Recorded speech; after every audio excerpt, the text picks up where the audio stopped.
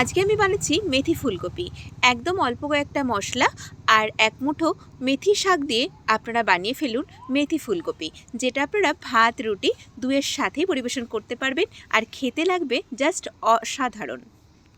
তো প্রথমেই আমি গ্যাসে কড়াই বসিয়ে দিয়ে দিলাম কড়াইতে কিছুটা পরিমাণে জল। এই ফুলকপিগুলোকে একটু ভাপিয়ে নেব। আমি এখানে একটা মাঝারি সাইজের ফুলকপি নিয়েছি আর দেখুন এইরকম একটু বড় বড় করে কেটে নিয়েছি। আপনারা আপনাদের নিজেদের পছন্দ মতো সাইজ এগুলোকে কেটে নিতে পারেন। তো খুব বেশি কিন্তু সেদ্ধ করার দরকার নেই। এটাকে মোটামুটি 5-6 মিনিট মতো একটু হালকা বয়েল করে আমি নামিয়ে নিয়েছি। আর এদিকে কড়াইতে দিয়ে দিলাম বেশ কিছুটা সর্ষের তেল। প্রথমেই ফুলকপিগুলোকে আমাদের একটু ভেজে নিতে হবে। তার জন্য তেলের মধ্যে দিয়ে দিলাম লবণ আর একটু হলুদ গুঁড়ো। কপিগুলোকে এখন আমি একটু বাদামি রং করে ভেজে নিচ্ছি। এখন শীতকালে তো আমরা ফুলকপি দিয়ে বিভিন্ন ধরনের রেসিপি বাড়িতে বানাচ্ছি, তবে আমার রিকোয়েস্ট আপনারা একদিন এই মেথি ফুলকপিটা বানিয়ে খাবেন। দেখবেন ভাত রুটি দুয়ের সাথে দারুণ লাগবে খেতে। তো দেখুন আমাদের কিন্তু কপিটা বেশ ভাজা হয়ে গেছে। এখন আমি কপিটাকে তেল থেকে নামিয়ে নিচ্ছি। একটু বাদামি রং করে কপিগুলোকে আমি ভেজে নিয়েছি। এবারে এই যে বাদবাকি তেলের মধ্যে দিয়ে দিলাম এর মধ্যে একটা বড় সাইজের কুচানো পেঁয়াজটাকে একটু হালকা করে ভেজে নেব।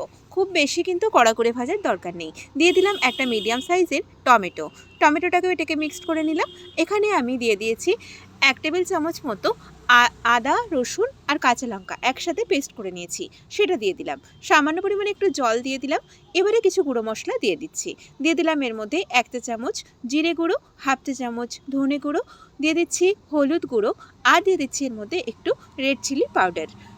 সামান্য পরিমাণে স্বাদ মতো একটু লবণ দিয়ে এই মশলাটাকে ভালো করে একটু কষিয়ে নিচ্ছি। অল্প করে একটু জল দিয়ে দিলাম যাতে মশলাটা আমাদের খুব ভালোভাবে কষানো হয়ে গেছে যাই। মশলাটা কিন্তু বেশ ভালো কষানো হয়ে গেছে। এর মধ্যে দিয়ে দিলাম 1/4 চা চামচ মতো কয়েকটা দানা চিনি। এই ফুলকপির রেসিপিটা বানানো কিন্তু ভীষণই সহজ, একদম কম সময়ে কম উপকরণে তৈরি হয়ে যায়। তো মশলাটা ভালোভাবে কষানো হয়ে গেলে ভেজে রাখা ফুলকপিগুলোকেও আমি এর মধ্যে দিয়ে ভালো করে একটু নেড়ে নিচ্ছি। এর মধ্যে কিন্তু কোনো এক্সট্রা জল দেওয়ার দরকার নেই। এবারে দিয়ে দিলাম এর মধ্যে এক মুঠো ফ্রেশ মেথি শাকের ওই ডগা আর পাতাটাকে আমি একটু ছিঁড়ে নিয়েছি। তারপর এটাকে ভালো করে ধুয়ে নিয়ে আমি কড়াইতে দিয়ে দিলাম। এখন কপির সাথে এটাকে ভালো করে মিক্স করে নিচ্ছি।